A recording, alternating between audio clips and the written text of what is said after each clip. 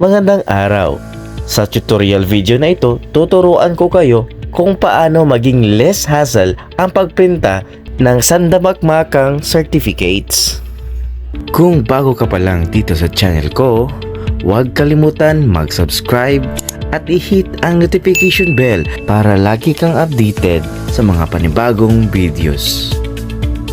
Simulan na natin! Arat na!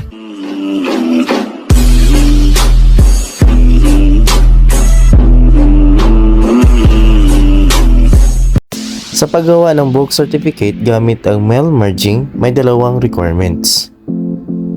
Una, layout of certificate in Microsoft Word.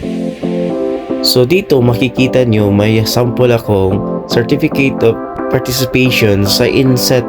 Lalong-lalo na sa mga district ICT dyan, sila yung kadalasang nabibigyan ng task sa pagprint ng certificates.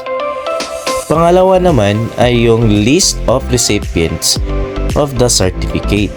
So ito yung halimbawa, sa column A makikita nyo ang name of the teacher at sa column B naman ay yung name of school. So dapat yung header natin nakalagay sa cell A1 at saka yung cell B1.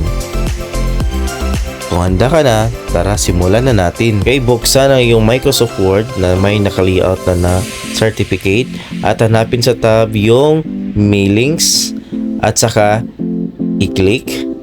So under mailings, select recipients. Pagkatapos, i-click yung use an existing list.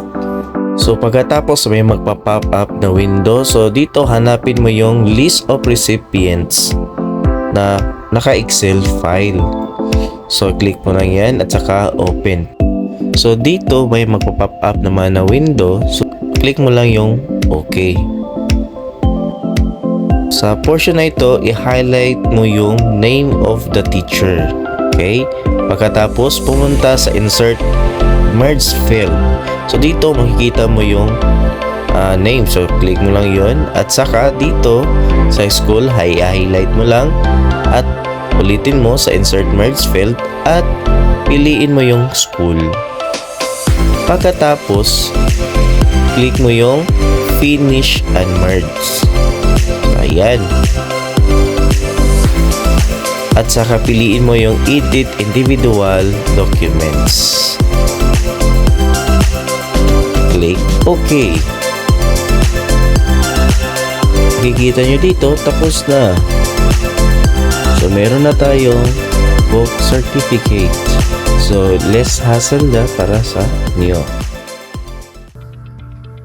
Kung meron kang natutunan sa video na ito, huwag kalimutan mag-like, comment, at i-share. At mag-subscribe na rin sa YouTube channel ko para laging updated sa mga panibagong videos. Salamat po sa panonood. Kita-kits sa next video.